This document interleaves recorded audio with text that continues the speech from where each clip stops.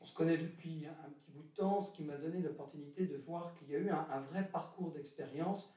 La chorale audacieuse aussi, parce qu'on ne chantait pas que seulement des choses classiques, vous lanciez dans le gospel ou des trucs comme ça, donc absolument. c'est assez audacieux de voir comment justement, porteur quand même d'une génération que tu représentes, qui est les Y, donc parfois un petit peu la réputation de s'imposer un peu trop, d'être sûr d'eux, alors qu'en fait toi tu vas rentrer dans cette démarche de te présenter et de jauger la réactivité des gens au lieu de voir s'il y a un pouvoir.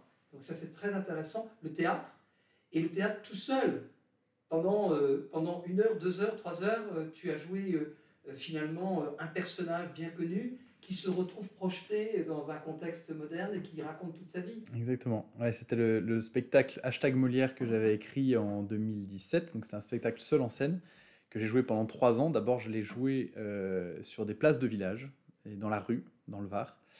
Et pourquoi j'ai fait ça? Parce que en fait, j'avais envie d'expérimenter la rhétorique dans sa nudité la plus totale. C'est-à-dire que c'était un spectacle qui n'avait pas de musique, pas de costume, pas de décor, pas de lumière, il n'y avait rien, il n'y avait aucune mise en scène.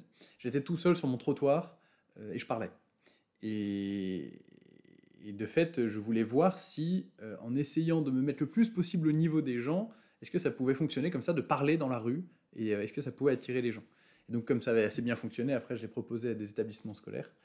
Et effectivement, c'est à partir de là, en fait, que j'ai vu le pouvoir de la rhétorique, qui n'est pas un instrument de satisfaction de son désir, de sa puissance, et de dire regardez comme je parle bien, regardez tout le monde m'écoute pendant 1 heure et demie, 2 heures, etc. C'est un instrument extraordinaire pour se mettre au service des autres, en fait, au service de la compréhension des autres, de leur culture et de leur intelligence.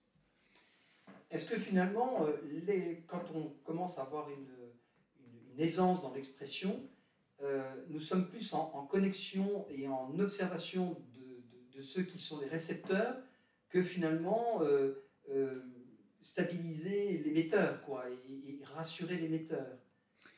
Oui, alors tu touches du doigt un débat très pointu, c'est-à-dire qu'effectivement, le rhéteur, toute personne qui parle en public, doit d'abord se préoccuper, non pas de lui, mais de l'autre.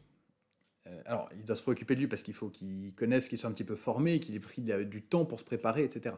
Mais une fois qu'il est sur scène, il faut qu'il se préoccupe de l'autre.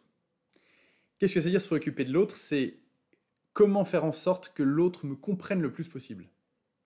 Comment faire en sorte que l'intelligence de ceux à qui je parle soit la plus disposée possible à m'entendre. Et pourquoi je dis que c'est un débat? Parce que beaucoup disent, oui, bah ça c'est de la manipulation. Voilà. Tu manipules les gens pour qu'ils soient parfaitement prêts à t'écouter et qu'ils soient parfaitement prêts à admettre tout ce qu'ils veulent, tout ce que tu veux. Non, je ne suis pas en train de dire qu'il faut endormir leur esprit critique. Le but, c'est d'éveiller leur intelligence, d'éveiller leur attention. Au contraire, moi, plus leur esprit critique est éveillé, plus j'aime. À la fin du spectacle, j'allais voir les gens et je leur disais pas « est-ce que ça vous a plu ?» Je leur disais « qu'est-ce qui ne vous a pas plu ?» Et alors là-dedans, les pires, c'est les enfants, on va être bien placé pour le savoir, je pense, de 8 à 15 ans. Ça, c'est les pires. C'est-à-dire qu'eux, ils ont gardé une image extrêmement précise de ce qu'ils n'ont pas aimé. Ils sont capables de dire pourquoi ils n'ont pas aimé. Ils sont capables de dire comment est-ce qu'il faudrait plutôt que ce soit, etc. Et donc, au bout d'un moment, j'allais même plus parler aux adultes. Dès que je voyais des enfants, à la fin du spectacle, j'allais leur voir, je leur disais, est-ce que tu peux me dire si ça t'a plu, ce qui ne t'a pas plu, et pourquoi ça t'a pas plu. Ils avaient un regard extrêmement dur. Et c'est un conseil qu'on peut donner à toute personne qui parle en public régulièrement, demandez leur avis à des enfants. En fait. Parce que si vous êtes compris par des enfants, si ce que vous dites est apprécié par des enfants, ça sera apprécié par tout le monde. Je ne dis pas qu'il faut infantiliser les gens, mais que quand on parle, il faut disposer l'intelligence des gens comme si on n'avait que des enfants devant nous. Et donc que ce que je dis soit parfaitement simple, mais pas simpliste.